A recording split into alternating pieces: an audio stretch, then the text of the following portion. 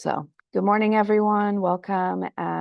In this session, our hope is to get to meet some of the team members who work here at Crisis Support Services of Alameda County. One of our hopes with hosting a conference like this is to reduce the mystery around what 988 or crisis lines and text lines are, the people who respond to them. We want people to know that there is a local response here in Alameda County. It's something that we have always valued as part of our model. There are community members who care about the well-being of those in crisis, and they have chosen to join our team. We also have a team that consists of both volunteers and paid staff, and the volunteer model has always been part of our ethos.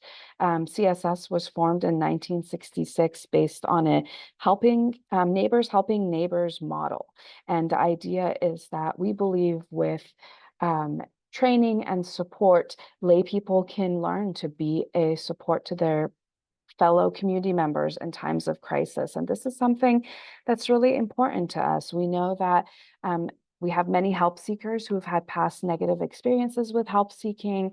They've had past negative experiences with the formal mental health field. So offering a range of helpers is one of the ways we try to be there for our community.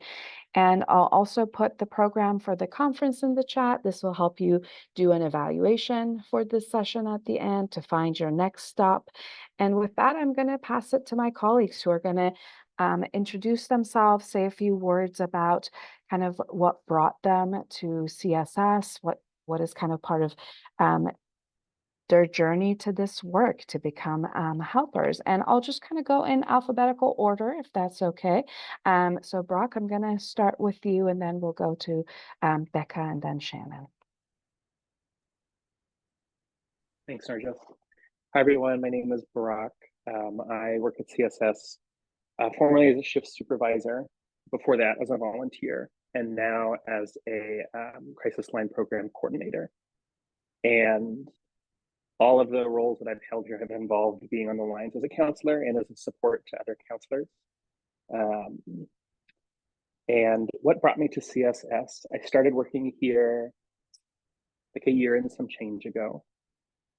And I came here after leaving some residential practice time at a Buddhist monastery in California, in Southern California, looking for a way to serve my community in a really practical sense. And so I started volunteering, and pretty quickly felt that I really liked CSS, and I really felt suited to this work and felt really useful in it. And derived a lot of purpose from it, and started working here as a shift supervisor quite quickly.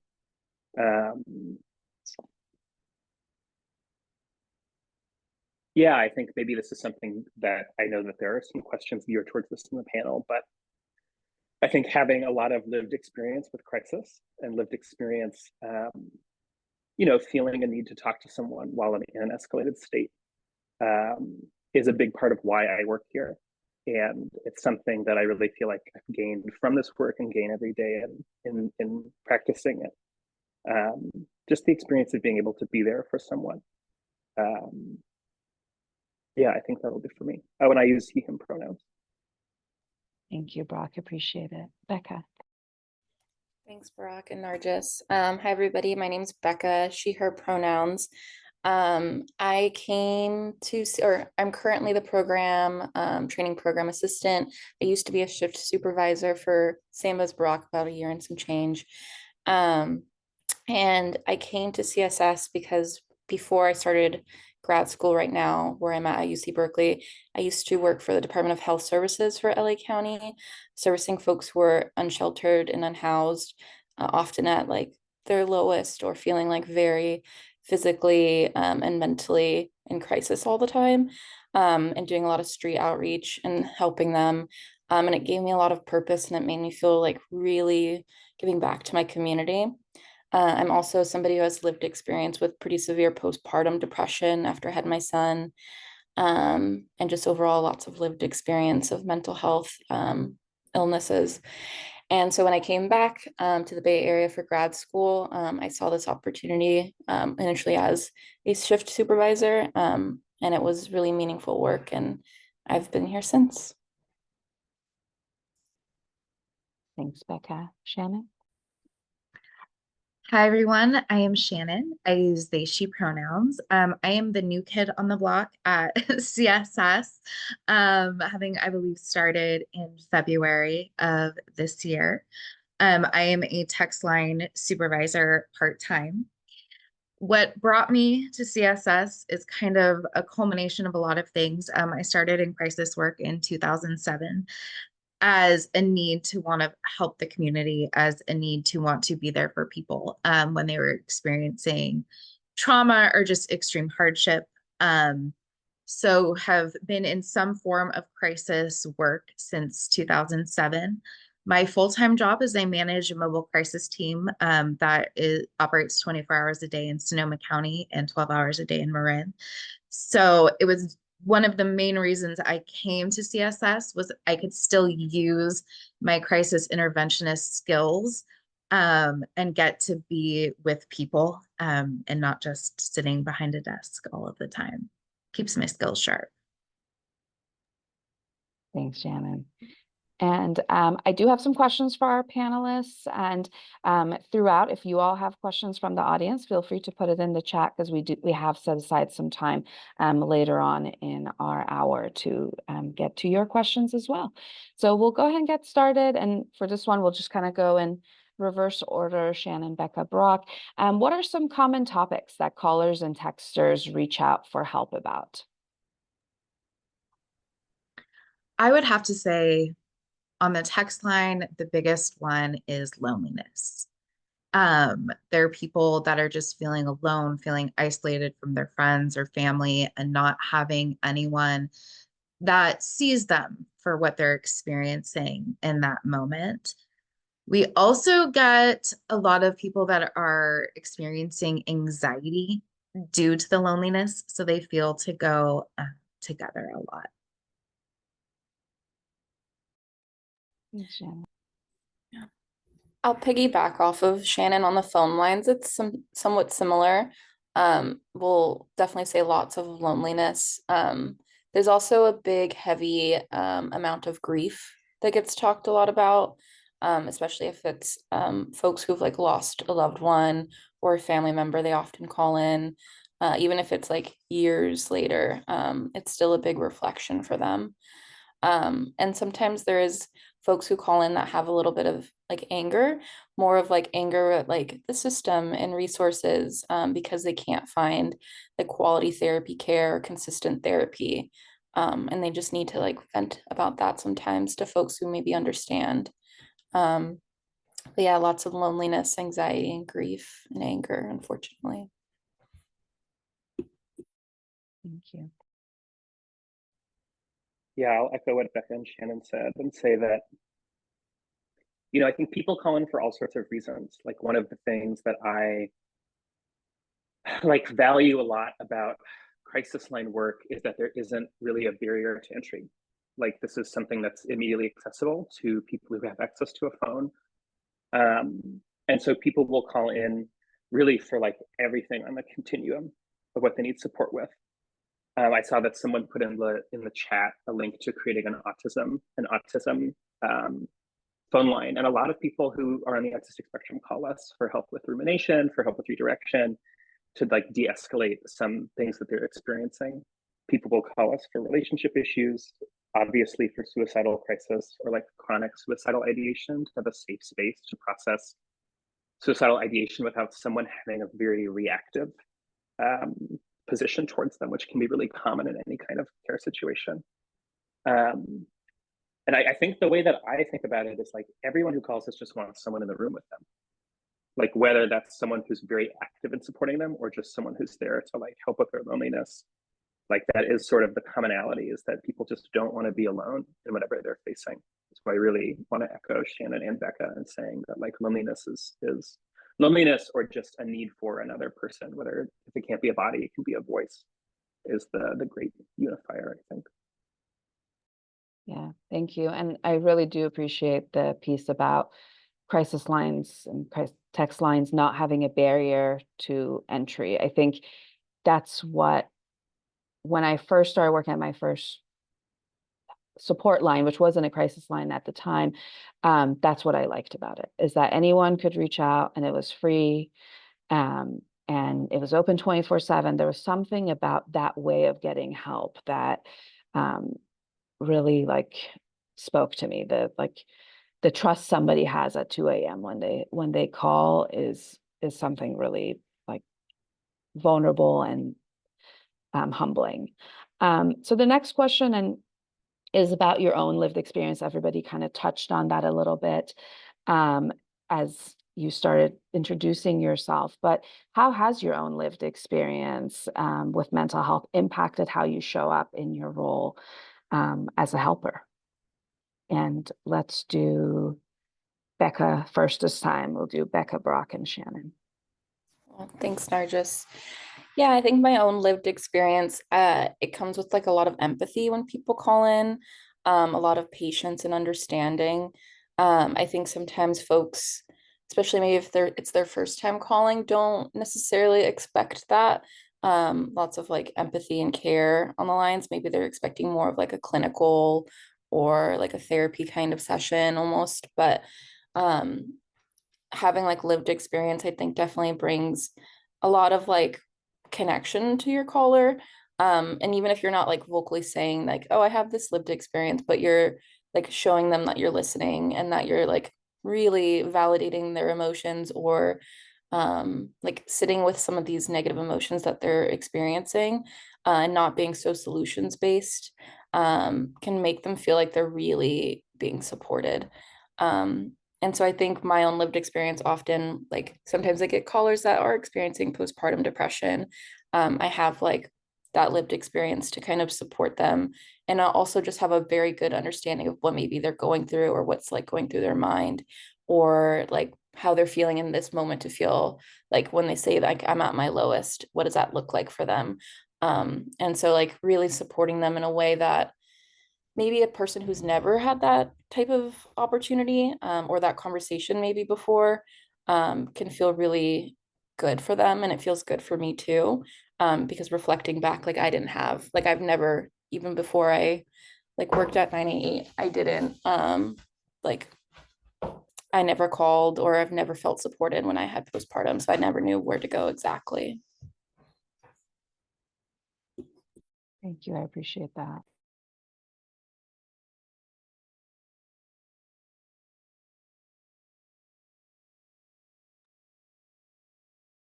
Now I forget to order, but Brock or Shannon, who wants to go next? I'll go. Um, for me, my lived experience allows me to tap into compassion, empathy, and kindness in every situation. No matter the most difficult caller to the or texter to the easiest, I'm able to touch into some part of me that is experiencing the emotion that they are. And I think it humanizes us a lot. Like Becca said, I think a lot of people expect us to have a very clinical approach, but we make all of the feelings human, and we don't expect people to meet us where we want them to be. We meet them where they're at. And I think having experience and having trauma, having mental health, having, domestic violence survivors on the lines, we're able to understand what they're experiencing. And I think people feel that. I had someone on the text line tell me the other day, it's just really nice to know that you're not a robot. And we're able to do that because almost all of us have gone through something similar.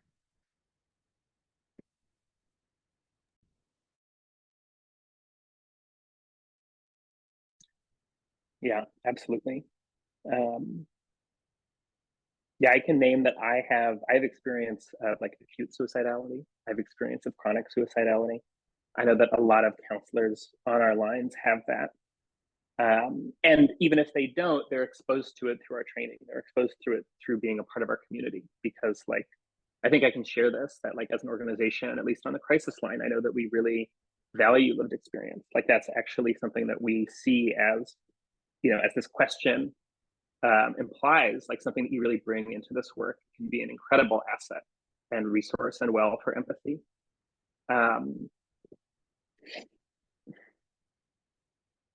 I think that, like Becca said, like even if we aren't vocalizing it, I truly believe that when you're talking to someone who's been through it, like there is a feeling of that. And I can see like Shannon nodding. And I've had that experience as someone who's been in crisis of like, I can really feel when I'm talking to someone who has like an embodied understanding of what I'm talking about. We talk a lot about destigmatizing suicidality. And like I said earlier, like having someone call in and say that they're thinking about suicide without like a large reaction. Like I remember when I interviewed here, I believe to be a volunteer, there was a question around like, what would your response be to someone who's calling in having thoughts of suicide, who is like a veteran and unhoused and experiencing all of these social factors that are driving them to suicide. And the response being looked for was just anything other than, oh, there's like, you shouldn't want to kill yourself. And like being able to call into somewhere and be like, I want to kill myself. The response is like, wow, it sort of sounds like there's a lot of reasons for that. Like there's a validity here. There's a reason for this. I understand this. Is something that I could have used at various points in my mental health journey. And I think something that I always wanted was just that sort of understanding and compassion, and like grounded witness of what's going on. And from that point, then there can be so much more that can be done once that's established. And I think that having lived experience of different kinds of crises and relationships with people on the crisis line who have lived experience of other types of crises, really lets us build that foundation. Thank you. And I've been collecting the questions from the chat just so folks know we will get to them. I am going to kind of off the cuff answer one that feels pretty key to the conversation, especially when we talk about 988, which are how are 988 calls routed. So Crisis Support Service of Alameda County is the 988 center for Alameda County. Historically, since the start of the Lifeline in 2005, which is now 988 as of 2 years ago, calls were routed by area code, meaning we were receiving calls from 510 numbers. And that system has always been imperfect. And over the years, with more and more people using cell phones as their primary phone, it has become even more imperfect, where if you got your first cell phone in Michigan and then you moved to Oakland at some point and now live here, if you call 988, you will get connected to the Michigan crisis line. All of this is starting to shift.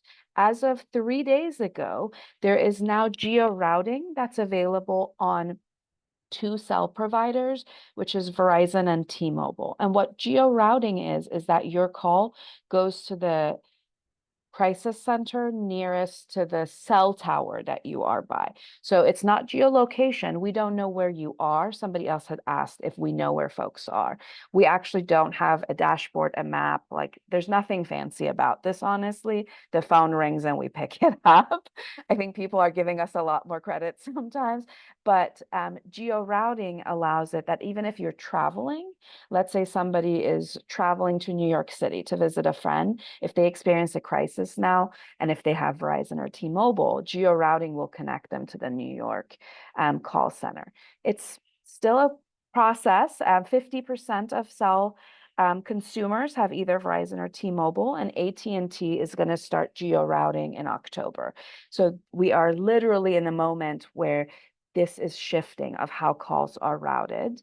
And I do think it will have a positive impact in Alameda County, especially on Eastern Alameda County, where many folks have a 925 area code. Currently, most of those calls go to our partners in Contra Costa. And we work closely together, but still we want people to be getting the local support that they are looking for, so that the person picking up the phone can connect them to the appropriate support. So the next question is, how do you approach supporting a caller or texter who's concerned about a loved one?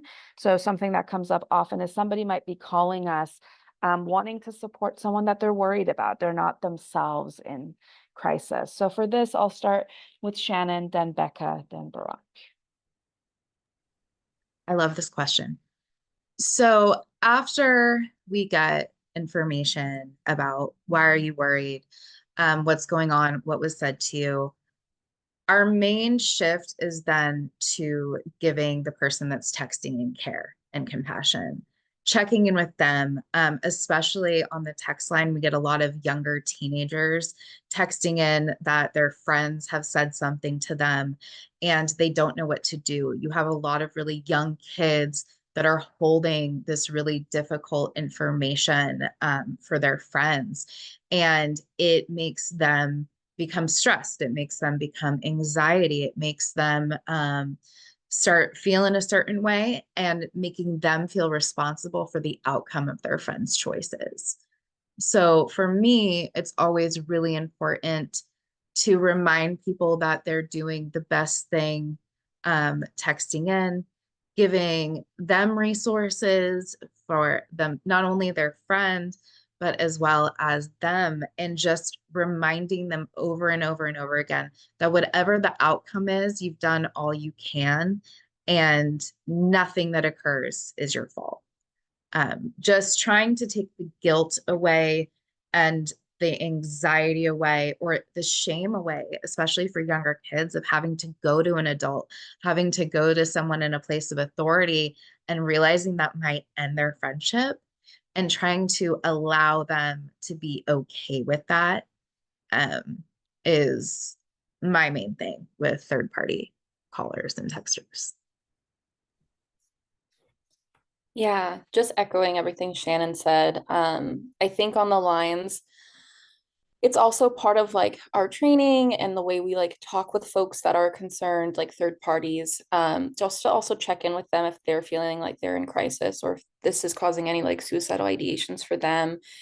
Because I find that, and maybe Brock might have a different experience, but sometimes like a lot of third party callers who are calling concern maybe about like a loved one or a friend, sometimes even like colleagues they're calling it about because they're really worried about them, are often folks who may also still be struggling with their own mental health and maybe their own like ideations. And so often it's like really, I think for them, maybe eye-opening experience that like we take a moment and pause and check in on their safety and how they're feeling, or if any of these are causing like triggering experiences for them. And I think they feel really validated in that experience to like not only get resources and information to feel like they can support their loved ones, but also validated that like I'm here for you as well. Like if you need a moment to speak or you need a safe space to vent, I think that's really helpful for them.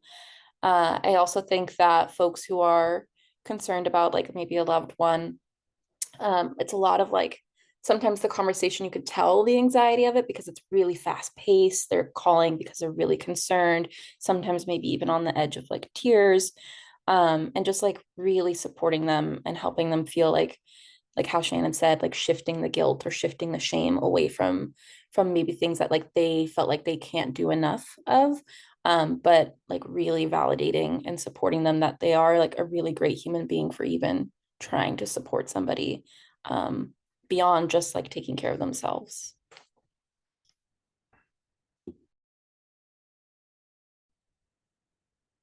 Yeah, I so deeply appreciate what you said, Shannon. It makes me think of some calls I've had with teams that have been really impactful, of like honoring just all of the feelings that come with that concern and reaching out to an institution and betraying confidence, and really, having had some very powerful experiences of like, the call is maybe about a third party concerned about another person's suicidality, but then so much of the counseling has to do with the processing of being the one to hold all of that. And it's a really, like, I think every moment we have with the caller is like a pretty holy thing. Like, it's just a very, it's an incredible moment to be there with someone in a state of crisis. And that feels like a really deep expression of that, of being able to sort of try to prevent those shame seeds from taking root from someone really doing everything they can to save a life. So I really appreciate you like shedding light on that. I think maybe like another element of third party calls, like with adults in particular, and I do this with like kids and teens too, but I'll do like some mini micro psychoeducation of just like, cool, so like, do you have means, like, does this person have means? Have they talked about intent? Have they talked about a plan? And I'll be extremely transparent of like, these are our metrics for safety. This is how I will establish safety. And that's why I'm asking these questions. And for me, doing that kind of psychoeducation feels really helpful to give that person who's very anxious more information, because so many people have so few spaces to talk about suicide, so little understanding of it, that just the word can bring this huge response. And I think something that comes with holding someone who's having a lot of anxiety about another person's suicide that I've had to learn how to do on the crisis line is really maintaining my emotional space from their escalation. Because like everyone who calls us is in some state of escalation, and it can be very easy, especially without a lot of experience, to follow their emotional lead. Because I think it's a pretty natural gravity, like it's a gravity of the situation, and really trying to maintain space. Because that's why they're not calling for someone to get wrapped up into their escalation. They're calling for someone to ground them. And it can be hard to do, especially if it's like a shared experience, especially if it triggers something in the past, with someone's anxiety around another person's suicidality.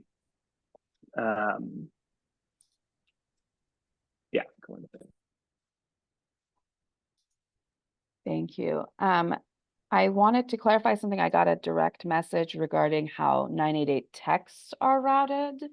And I appreciate that nudge, because 988 texts are routed a bit differently. 988 texts are routed by state. So if you text 988 from a California number, again, this is based on area code, you will go to one of the 12 centers in California.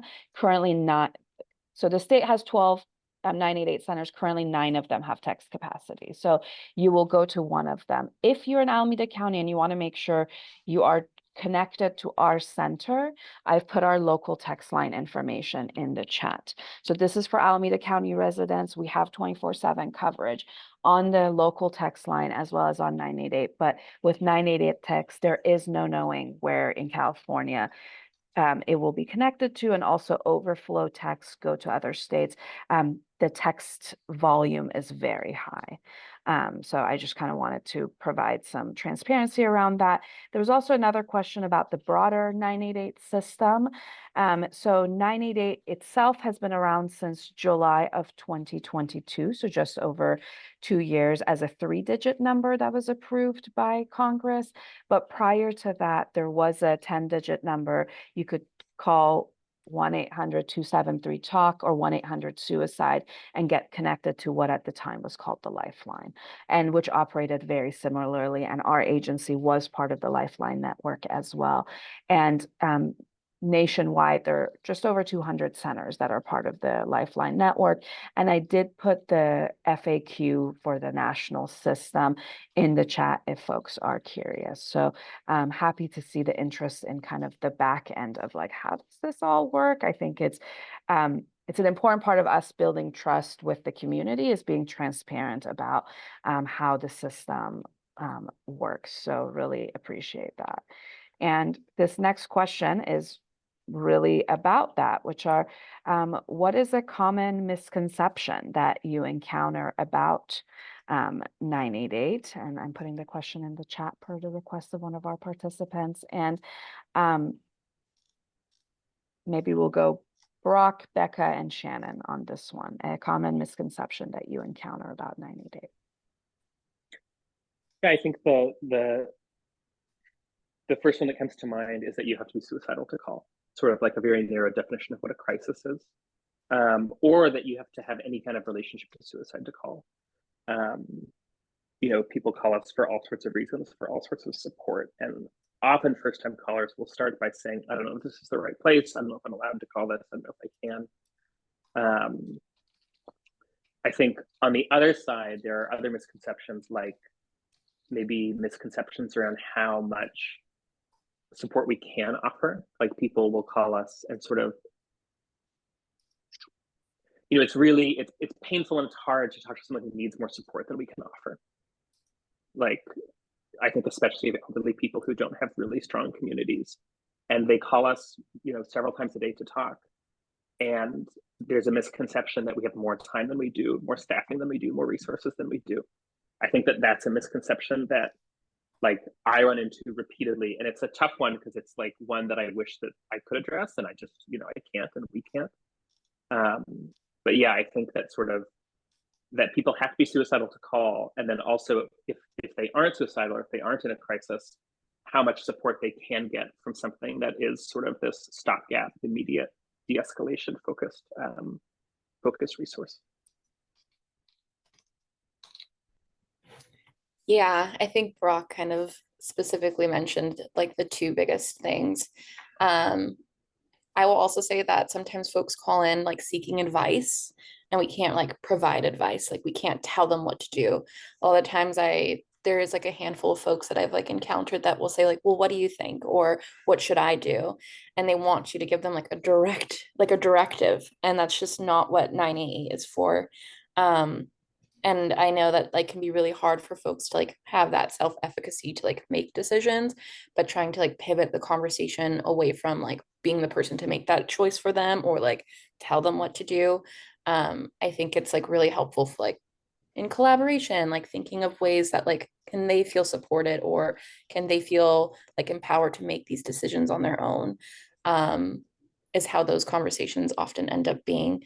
But the advice giving is a very big one that people seek, I think, on top of what Brock mentioned.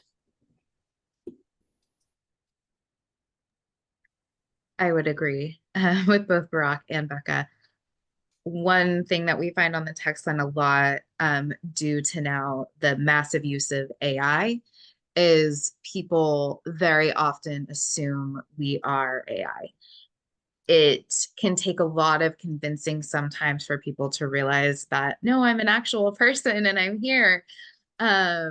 So that has been surprising for me. That's kind of the most common misconception that I am faced with. Another one that's always kind of difficult for me is that people just assume, because for those of us that aren't volunteers, for those of us that work on the crisis lines, is that we don't care.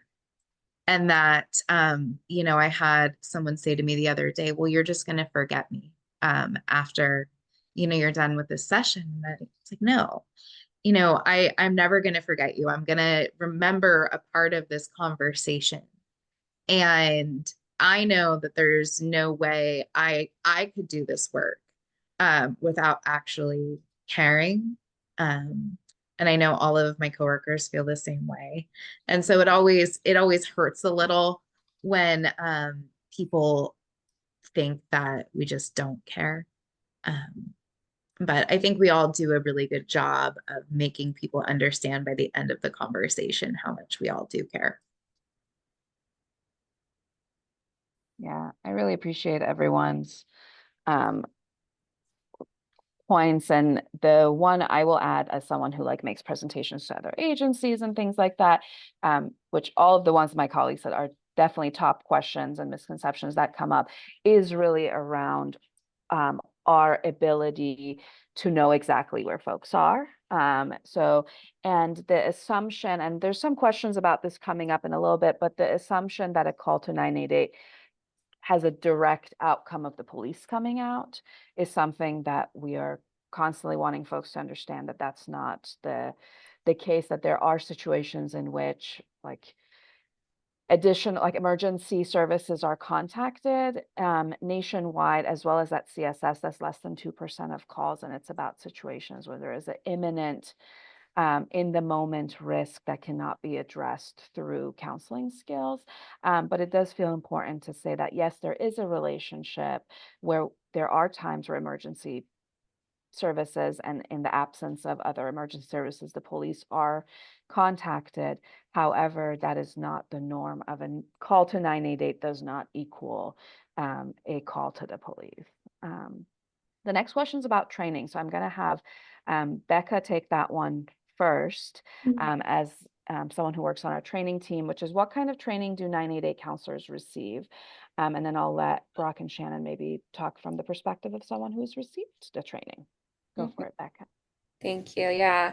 Yeah, we have pretty extensive training. I think some feedback that we often get from people who volunteer is, especially maybe if they volunteered with a different county, that like our training is really extensive. And extensive in a good way, right? Like it's really in depth. It's like by theme of modules, to make sure that folks feel like supported when they get on the lines. So for example, we do trainings that are like 9 a.m. to 4 p.m. on weekends for 5 weekends.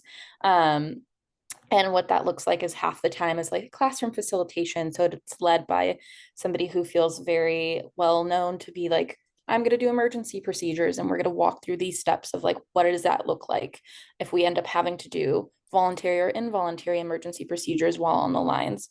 And having somebody really like show in-depth step-by-step examples and the reasonings why we do certain things. And then they get a break and then we come back and we do skills practice so that they can implement like what they just learned in the morning to what it would really look like on the lines. And then we break up into smaller groups to do that, not just a big group, so folks can get more individualized attention. There's homework that we have folks do by week. There is also one-to-one training, so folks get to do shadow shifts, and they'll get paired with like a long-term volunteer or a phone counselor or shift supervisor while on the lines. And so they get to meet one-to-one for 8 weeks for 2 hours a week. And essentially that looks like they get to learn like all of our documentation process. They get to listen to calls. They get to hear folks like, just even doing like a proper greeting, and then doing like a suicide assessment properly. And then at some point they will start taking their own calls and feel supported by their one-to-one pairing that they get as a trainer. So that like, and how I just kind of describe it as is like a little baby bird that you're teaching to fly. Like you're being very gentle, and then they finally get to be on their own and they can do it. They get to go and fly off on their own and be on the lines, whether that's a volunteer or like a new employee. But yeah, I think it's like a really extensive training.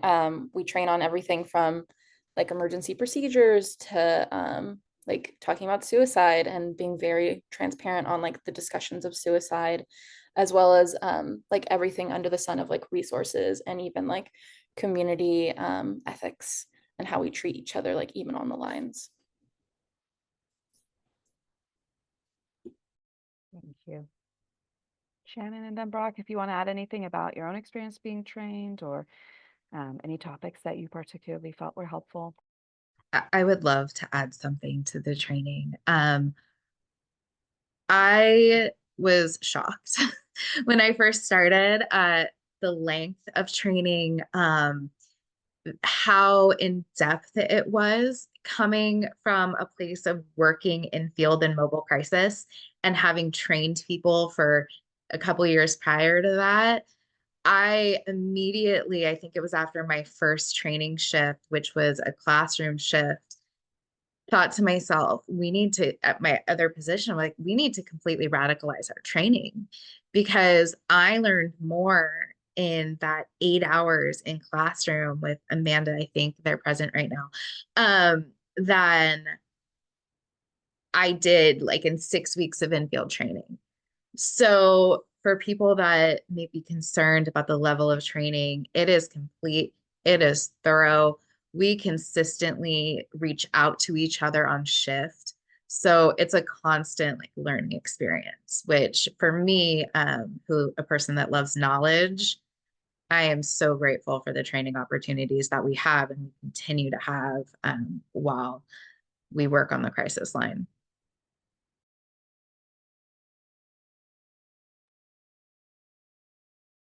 I can speak to my experience as a trainer. I work pretty closely with Becca and Amanda, training people and doing shadow shifts. And I think one other element about how extensive our training is like, nobody like wakes up and is like, I'm gonna 8 weeks or 5 weeks of summer, I'm gonna wake up at 9 a.m. every Saturday and Sunday, drive to Oakland, learn about suicide, without like, there's a reason why you want to do that.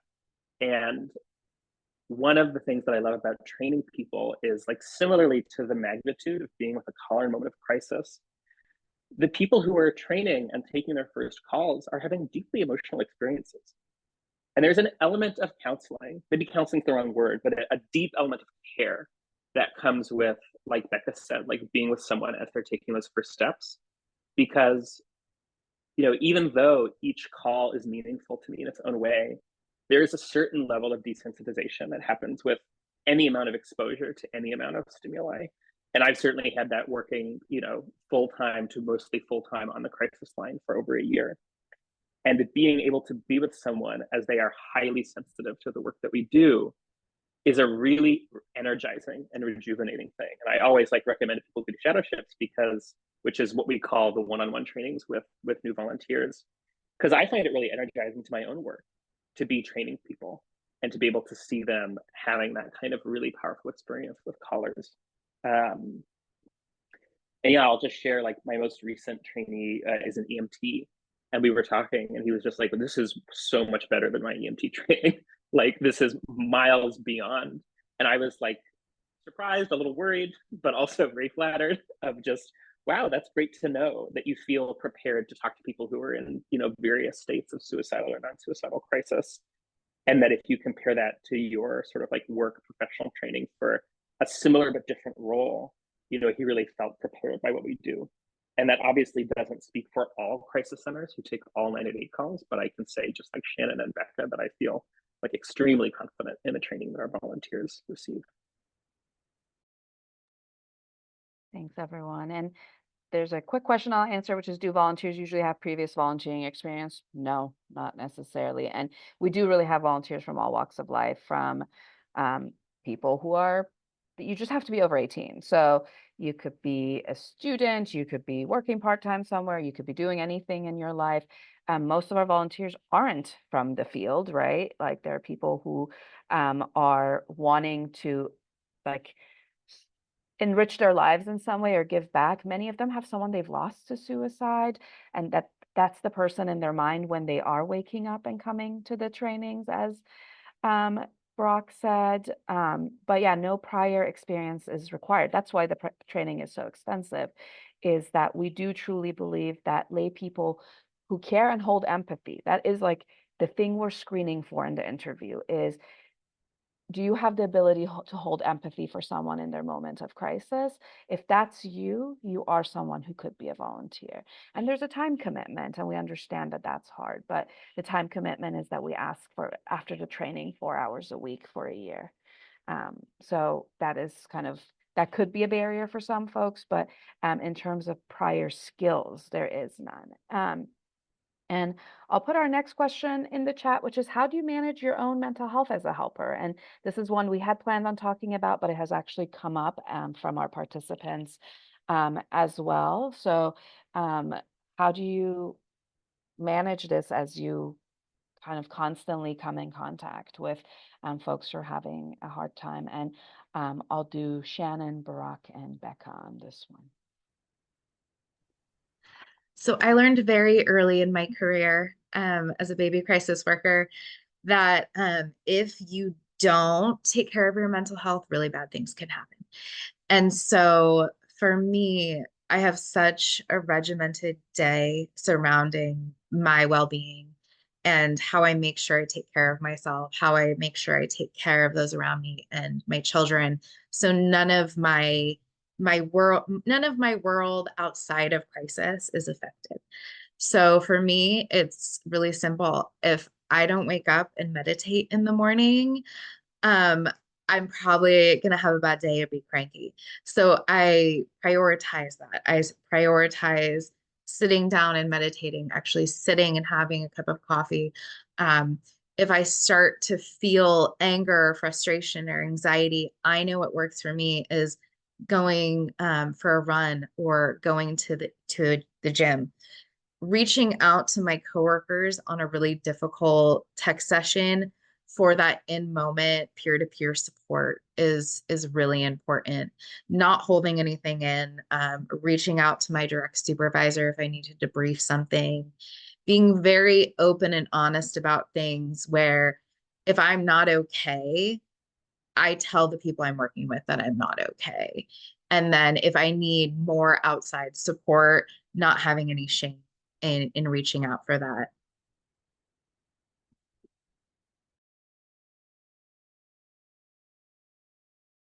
Yeah, absolutely. Um, I'll say that, like, as someone who has my own lived experience mental health, like, there are times that I can't work. They're few and far between, but the possibility is there. And I've absolutely never had the experience of saying that or having someone saying it to me, and the answer being, actually, you have to be here. Because, like, no one who does this work will demand that, because they know of the consequences, like, both for our callers and for our counselors. The consequences are real. um, I'll also say that, like many who come into this, I'm a pretty, like, my default is leaning in. That's sort of like my default orientation. And I think, I've had a few classes through different, like, a few classes in my life in letting go. And this is like the master class, because whether the call ends, no matter what the outcome of a crisis line call is, there really isn't closure. Like, that isn't an element of our work. Everything that we do is open-ended. Everything that we do is giving the future back to the caller, and or another resource that we may have varying levels of trust in. And so, I think really practicing letting go, really contemplating the agency of everyone who calls us, really practicing trust in people's ability to reach out and care for themselves and ask for help when they need it, is a really important part for me of holding this work. And, like, I'll say something that I feel really grateful to this work for having taught me how to do, because I do think that I've become, as someone who was not very skilled at it at different parts of my life, I've become more comfortable with being able to sort of, leave the situation and trust that it is okay. Yeah, just want to echo majorly to what Brock just said of like letting go. That's something I definitely had to learn while in this process. I've also like in my own personal life, don't like have many friends or family that work in mental health. So it's like a huge thing that I carry when I come home, that I feel like people around me don't necessarily understand like the type of work that we do or the type of people that we encounter. But definitely like not holding on to things is a huge thing I've learned from my own mental health. Because I will say is that like even when you've learned that skill, which is a very hard skill to like implement and learn, there's always going to be like a call or a caller or a text or text session that you'll always remember. Like everyone has at least one thing that has happened to them in conversation while on the lines that you'll always carry with you and it'll always be on your mind. There's times where like there's something that happened maybe like a year ago that I will still think about today. That I still think about maybe like every once in a while it'll pop in my mind and it makes you like wonder um like what's going on with them or like hoping the best for them and like you hope that like the conversation you had with them was like helpful. But like you don't always have the answers or you don't have that clarity because maybe you'll never talk to them like again because you just like won't get their call. It gets diverted to somebody else and you just won't get that update that you talked to somebody like last month. And so it's hard. It's really hard. And I think it weighs on like my own mental health a lot. And I know it weighs on other counselors' mental health because like we talk about it. And I think for me, at least, taking care of my own mental health has been really huge on feeling like collaborative and like supported by folks that I'm on the lines with to be able to like debrief maybe like hard moments or even like happy moments. I like hearing like people like will send us like messages to all of us saying like I just had like a really great session with somebody and like makes it feel better because like maybe you just like didn't have maybe like a really like amazing call with somebody and it's like weighing on you kind of heavy and just knowing that like there's still like positive things coming out of the lines. It's not always like upset or sadness. It's a lot of sometimes just celebrating with other people or helping people feel like they can push past something and that can still feel like a celebration. But yeah, I think definitely taking care of yourself and majorly supporting other folks that you're on the lines with is huge for my mental health. I really appreciate that. And we still have about 7 minutes together and we still have some questions to get to, but I am putting the eval in the chat just so people can get to it. Something that has come up a couple times that I want to get to is how do we work with a mobile crisis teams specifically? Brock, is it okay if I have you kind of give an example or share how you might collaborate with them? And I'm happy to build on that as well. Yeah, absolutely. I think, first and foremost, we'll sort of collaborate with the caller and talk about a mobile crisis team and what they can do and how they can help someone in the moment. And then, if there are resources, calling together, especially if like the caller is in crisis themselves, calling together and supporting them while they're on the phone with the mobile crisis worker is something that I think is important because we are sort of their support system in that moment. So being able to be with them in that handoff and sort of prepare them.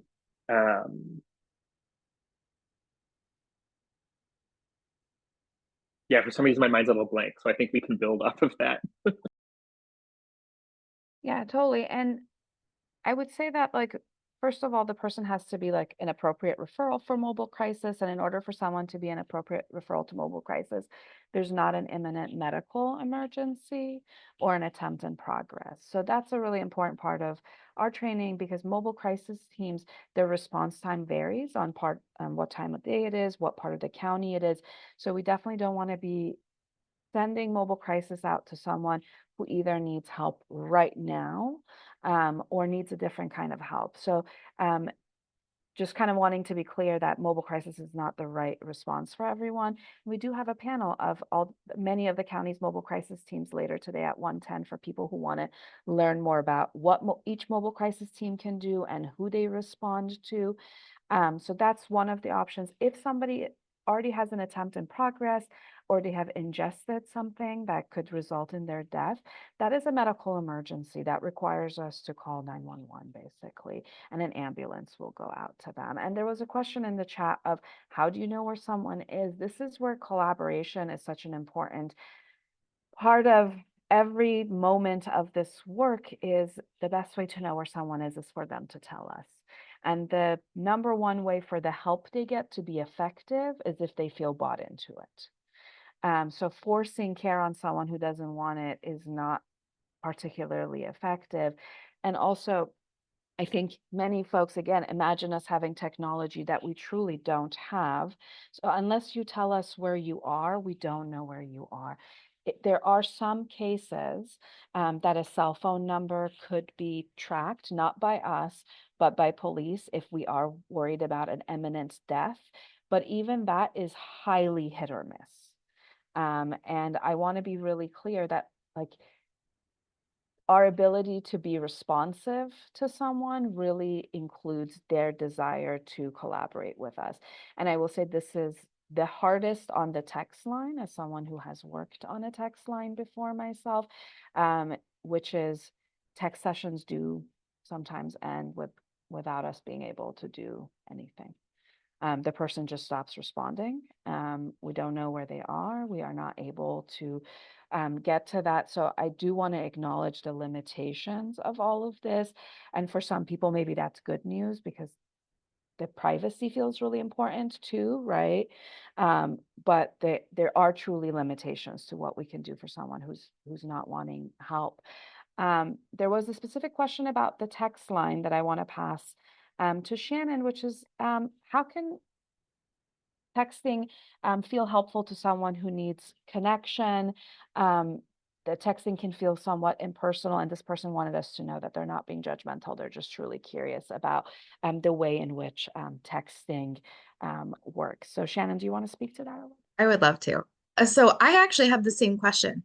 Before I started on the text line, for transparency, I was a 911 dispatcher for years, and I didn't understand how I could convey empathy and compassion to people via text, especially because, if you use grammar the wrong way, a period can literally ruin a sentence, right? And make it have such a different meaning. But talking to the person, getting a little bit of the person's tone, asking their age if they're willing to tell you, because then you can adjust your language. You can adjust your language for senior citizens that might be using an iPad, especially with the 988 chat feature. There's so many different ways. One of the things also that it's been great for is people that live with a lot of people. So they don't have the freedom to use words, like they can't speak. They don't want anyone to know. They can slyly send a text message and still feel really connected while feeling alone in a group of people. So there's so many different ways, especially if you find out where the person is. I always start really small. Like, can you tell me what state you're in? Because I mean, I got a chat session from Canada once and was trying to find resources, oddly enough, in Montreal.